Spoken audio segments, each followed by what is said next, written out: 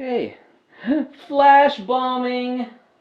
Why have I got half a dozen of these? I've got 4 of these out right now. These awesome little suckers, these little Joby.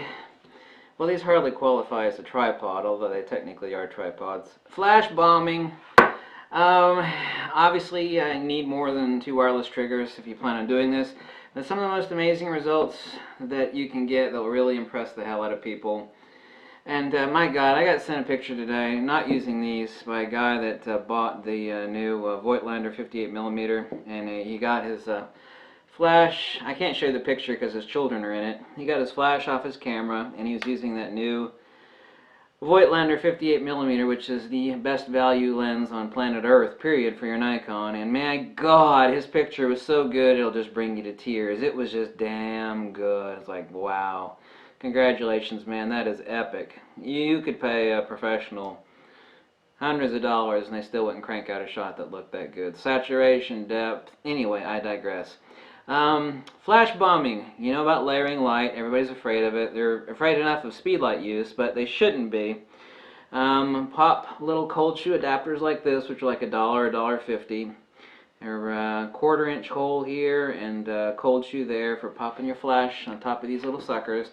You pop a radio trigger onto your speed light and plug it into your speed light, and then you place these little suckers like Easter eggs around your shot. Like I've got a model here, I'll put one back here pointing at the beach, for example, to illuminate the waters, skim across the waters. I'll place one over here, illuminate the tree beside her. You can actually take these, and some people, I've only done it once, they usually fall down, they don't hold that tight. We'll actually wrap these around a small tree and point it up into the leaves of a tree.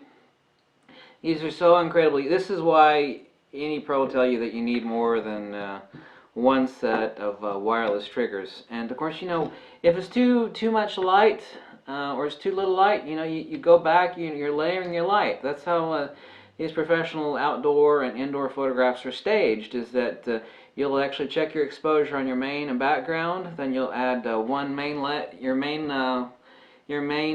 main layer, which is your subject illumination, and then your secondary layer, which is either hair light or background light to give edge definition to the subject, or it could be to illuminate a tree beside her, or illuminate the waters behind her, him or her, or your dog or cat, or whatever the hell it is. Illuminate a bush, illuminate a section. I mean, it's just like painting. I mean, you're using these things like little bombs of light to illuminate your subject, add fill definition, or hair illumination, and just so useful. I mean, I buy these suckers used on eBay.